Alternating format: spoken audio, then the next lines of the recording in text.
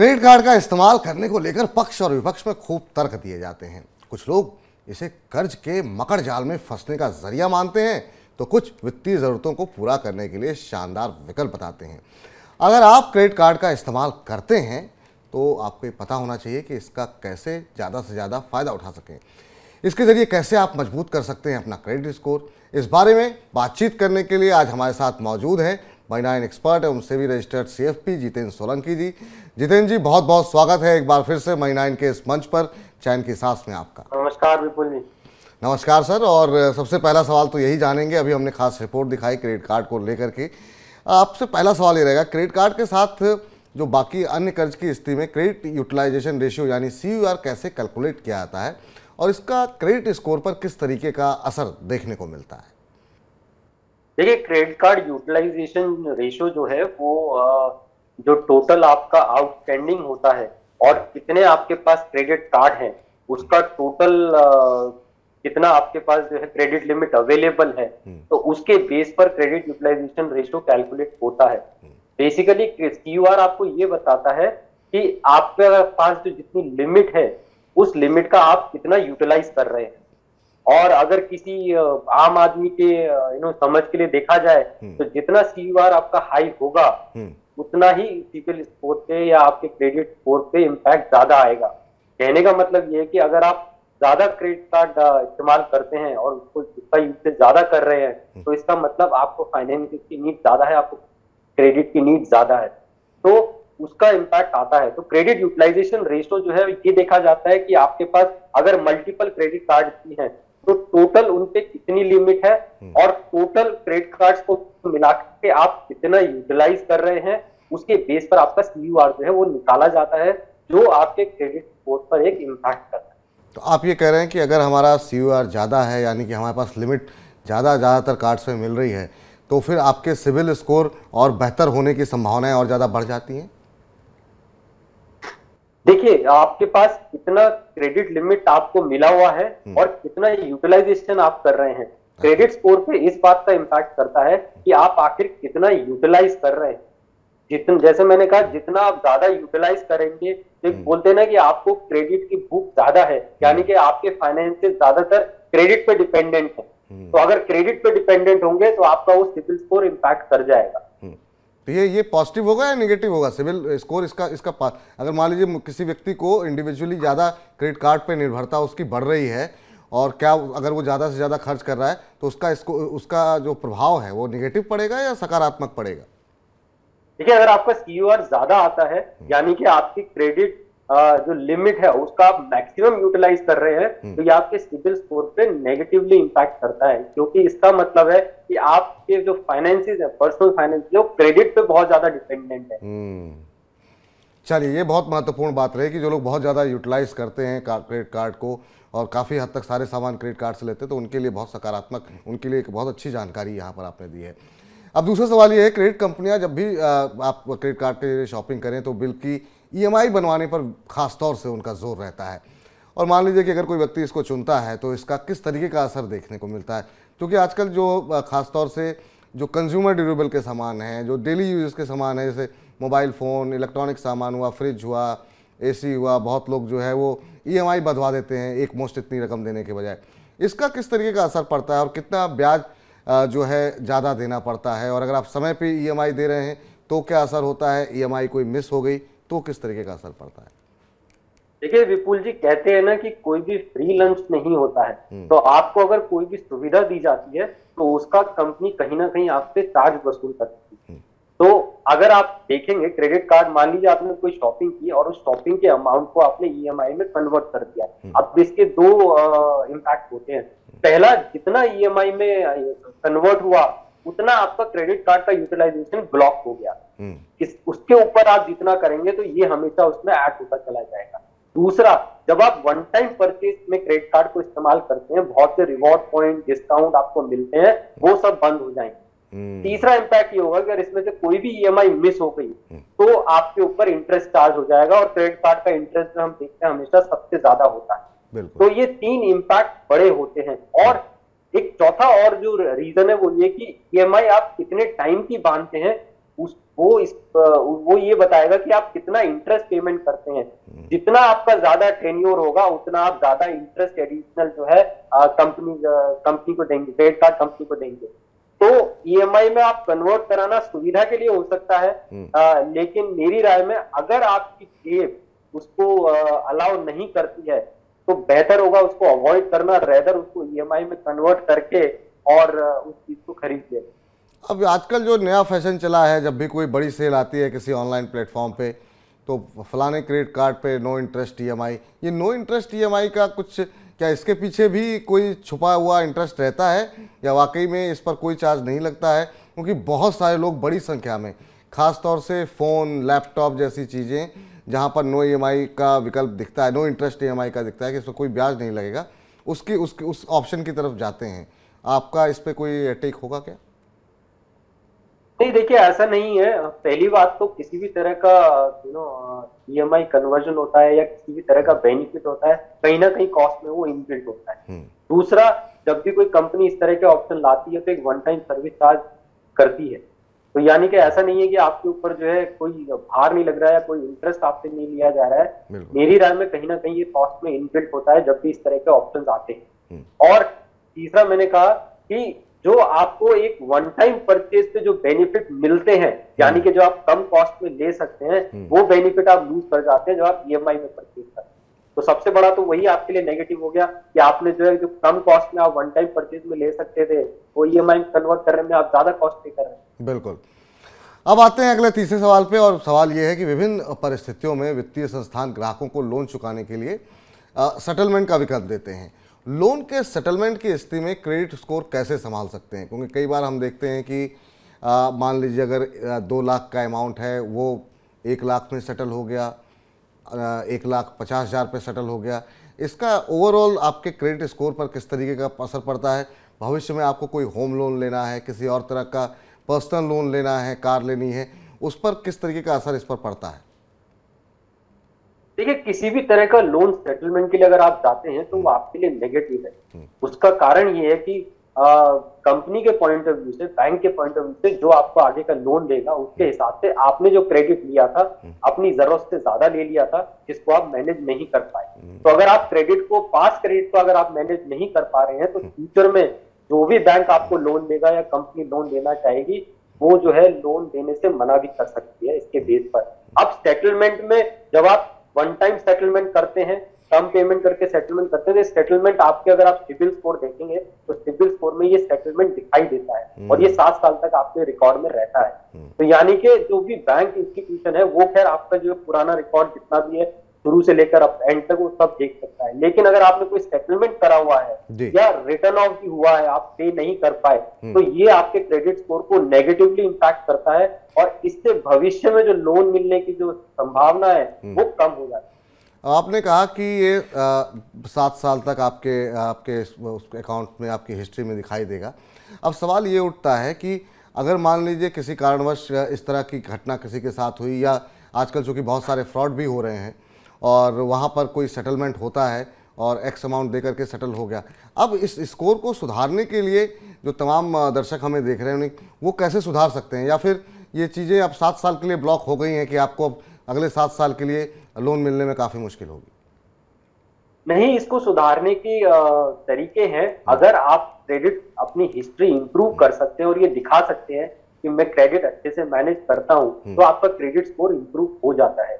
यानी कि अगर आप इस तरह का सेटलमेंट हुआ, आपका क्रेडिट स्कोर डाउन चला गया, अब इसको हम कैसे बढ़ा सकते हैं? आप कोई क्रेडिट कार्ड यूज कर रहे हैं, उसका समय समय पर भुगतान करते हैं, टाइमली भुगतान करते हैं, 1-2 साल, 3 साल, 4 साल आपने चलाया, आपने सिर्फ ये देखा कि आपका जो भुगतान है वो एकदम समय पे हो रहा है और इसके अलावा कोई भी आप ऐसी गलती ना करें, तो आपका क्रेडिट स्कोर इंप्रूव होता है। तो लोन लेने की संभावना हो सकती है, बन जाती है। हो सकता है आपको ज्यादा इंटरेस्ट पे मिले, बट ये संभावना जरूर जो है फ्यूचर में बन जाती है। तो क्रेडिट स्कोर इंप्रूव किया जा सकता है, लेकिन इंपैक्ट हमेशा रहता है उस जो भी सेटलमेंट का।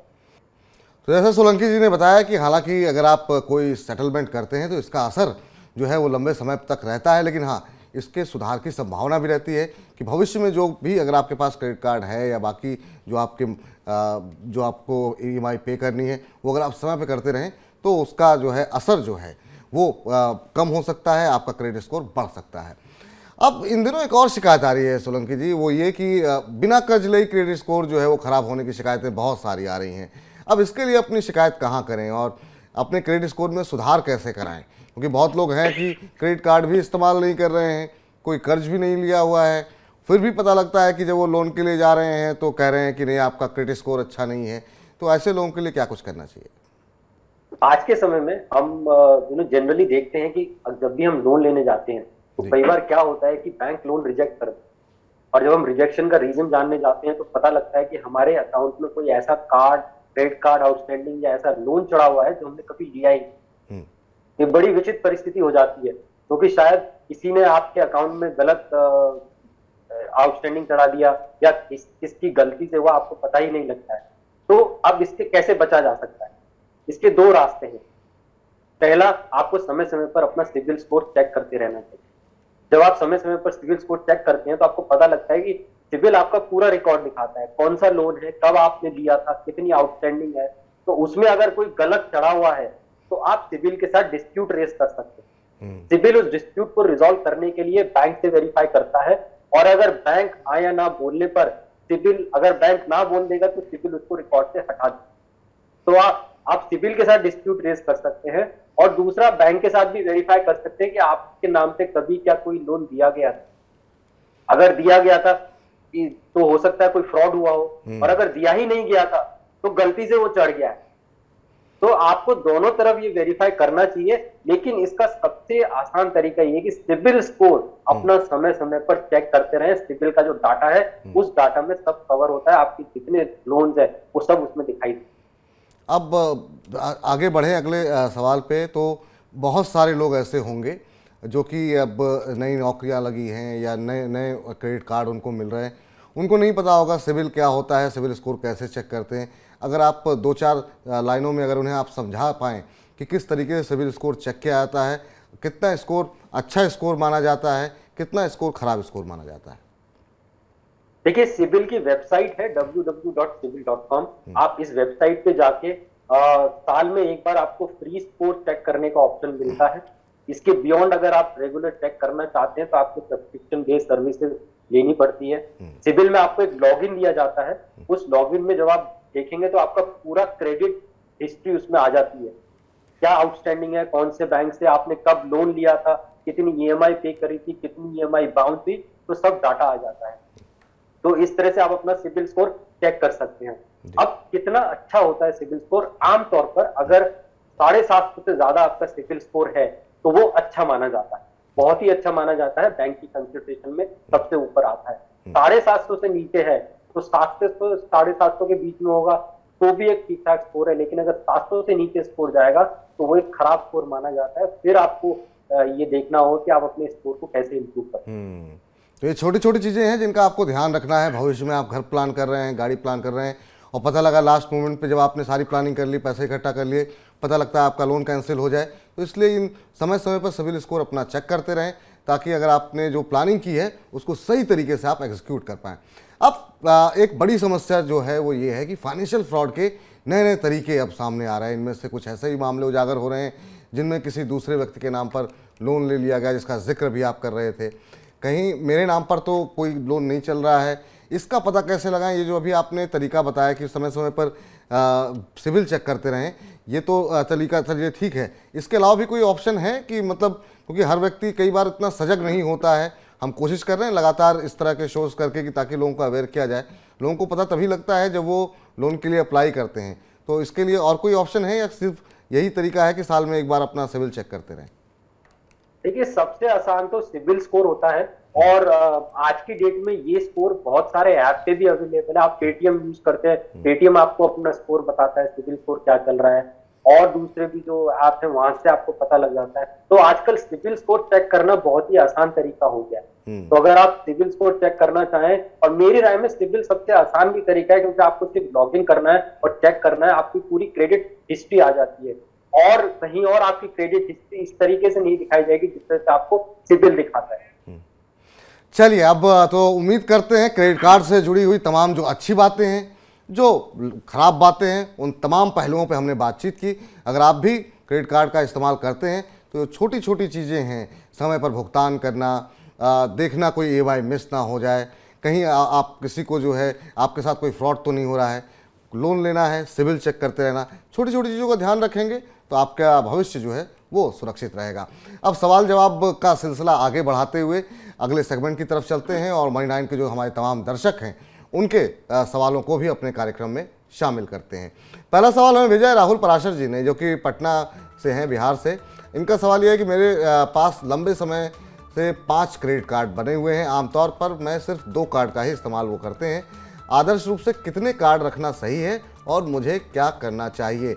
एक तो ये बड़ी समस्या हो जाती है कि कई बार होता ये है कि आप शॉपिंग करने जाइए, कहीं पर भी किसी मॉल में जाइए, आपको हर जगह बहुत सारे लोग फॉर्म भरवाते हैं, क्रेडिट कार्ड के लिए ऑफर करते हैं, कई बार बहुत सारे लोग अप्लाई कर देते हैं, तो एक बड़ी संख्या जो है आज के यूथ के पास क्रेडिट कार्ड की हो गई है और इस वजह से मिसयूज़ की भी संभावना काफ़ी हो जाती है। आदर्श सिचुएशन में कितने क्रेडिट कार्ड जो है एक व्यक्ति के पास होने चाहिए? देखिए, मेरी राय में किसी भी व्यक्ति के पास 2 क्रेडिट कार्ड से ज्यादा की जरूरत नहीं है। मुझे नहीं लगता कि 2 से ज्यादा क्रेडिट कार्ड रखने से कोई एडवांटेज मिलता है। होता ये है कि जैसे मैंने कहा, जितने आप क्रेडिट कार्ड बढ़ा लेंगे उतनी आपकी आउटस्टैंडिंग जो लिमिट है वो बढ़ जाएगी, उतने ही आपका जो है बिहेवियर है वो बढ़ जाता है क्रेडिट कार्ड को यूज करने का। तो अगर क्रेडिट कार्ड रखने हैं तो मेरी राय में 2 क्रेडिट कार्ड बहुत है, और क्रेडिट कार्ड में समय समय पर आपको लिमिट बढ़ने का ऑप्शन मिलता है। तो अगर आपको लिमिट भी ज्यादा करनी है तो आप सेम क्रेडिट कार्ड पे अपनी लिमिट बढ़ा सकते हैं। तो आपके लिए सलाह ये है कि अगर आपके पास 5 हैं तो चाहें तो जो बाकी के 3 हैं उसको सरेंडर कर दें, उसकी सारी आउटस्टैंडिंग क्लियर कर दें। अननेसेसरी कोई मिसयूज हो जाएगा तो फिर आपके लिए ही मुश्किलें खड़ी हो जाएंगी।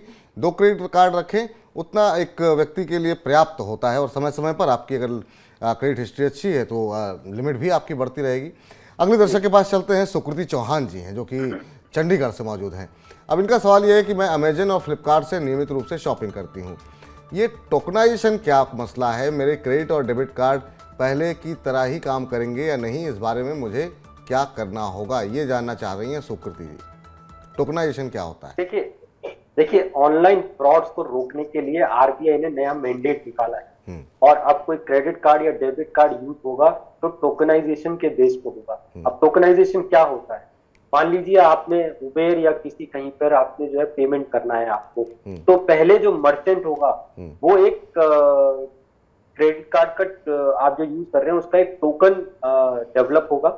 वो टोकन अल्फा न्यूमेरिक नंबर होता है और वो आपके क्रेडिट कार्ड को ही रिप्रेजेंट करता है। वो टोकन जब प्रेजेंट किया जाता है तो उसके बेस पे पेमेंट होता है। एवरी पेमेंट एक नया टोकन जनरेट होगा। तो यानी कि अब आपका जो क्रेडिट कार्ड या डेबिट कार्ड की डिटेल्स हैं वो अमेजन या किसी भी वेबसाइट पे सेव नहीं होंगी। हर ट्रांजैक्शन पे एक यूनिक टोकन डेवलप होगा और उस टोकन के जरिए ही पेमेंट होगा। तो पहले, और ये जो ऑटोमेटेड जो पेमेंट होते हैं ये उसको भी इम्पैक्ट करेगा। वहां पे भी अब जो टोकनाइजेशन सिस्टम निकाला है आरबीआई ने वो यूटिलाइज होगा। तो ये एक तरीके से जो ऑनलाइन फ्रॉड्स हैं इसको रोकने के लिए किया गया है, क्योंकि अब जब टोकनाइजेशन के थ्रू होगा तो कोई थर्ड पार्टी इस टोकन को एक्सेस नहीं कर सकती, क्योंकि ये रिस्पेक्टिव एक ही ट्रांजैक्शन पर जो है एप्लीकेबल होगा। तो मतलब अब ये कह सकते हैं कि इसका ये एक तरीके से सुरक्षा घेरा बनाया गया है ताकि जो बढ़ते हुए जो फ्रॉड्स हैं उस पर रोक लगाई जा सके। जी चलिए, चलते चलते आपसे जानना चाहेंगे कुछ एक ऐसी छोटी छोटी चूक, गलतियां या सावधानियां जो करनी चाहिए क्रेडिट कार्ड के इस्तेमाल को लेकर के, जिससे हम मैक्सिमम जो है उसका फ़ायदा उठा सकें और नुकसान कम से कम हो सके, अपना सिविल स्कोर मजबूत कर सकें। कौन सी ऐसी चीज़ें होनी चाहिए? जी हाँ, 2-3 अहम बातें हैं विपुल जी जो मैंने अपनी लाइफ में एक्सपीरियंस करी हैं और देखा है काफी यंगस्टर्स को। सबसे पहला, क्रेडिट कार्ड पे कैश विड्रॉ ना करें। बहुत ही आसान है, एटीएम की तरह यूज होता है, लेकिन ज्यादातर यंगस्टर्स को ये नहीं पता होता कि ये भुगतान आपको नेक्स्ट डे करना होता है। इस पे आपको कोई क्रेडिट लिमिट नहीं मिलती है, आपको कोई क्रेडिट पीरियड नहीं मिलता है, और ये सबसे बड़ा रीजन है जो क्रेडिट बिहेवियर को इम्पैक्ट कर रहा है। दूसरा, जो हमने CUR की बात की, क्रेडिट यूटिलाइजेशन रेशो, आप कोशिश करें कि ये 30% से ज्यादा ना जाए, यानी कि टोटल आउटस्टैंडिंग जो आपकी लिमिट है उसका जो है 30% तक ही यूटिलाइज करें, उससे ज्यादा ना करें। इससे आपका सिबिल स्कोर बेहतर रहेगा। तीसरा, जैसे मैंने कहा, सिबिल स्कोर समय समय पर चेक करते रहें और ये देखते रहे कि आपके जो लोन्स हैं, आपने जितने लिए हैं, क्रेडिट कार्ड यूटिलाइज कर रहे हैं, उस पर क्या डिटेल चल रहा है, क्या डिटेल किया जा रहा है।